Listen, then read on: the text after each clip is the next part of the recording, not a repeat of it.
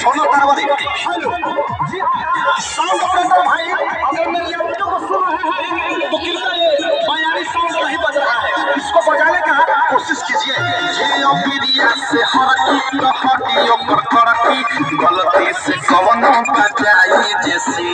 चल गली गली रंगदारी न चली हवे नवजुआ के पूजा समिति अबीर से जे हरकी हटियो पर करकी गलती से कवनो बजाई जैसे चल गली गली रंगदारी न चली हवे नवजुआ के पूजा समिति।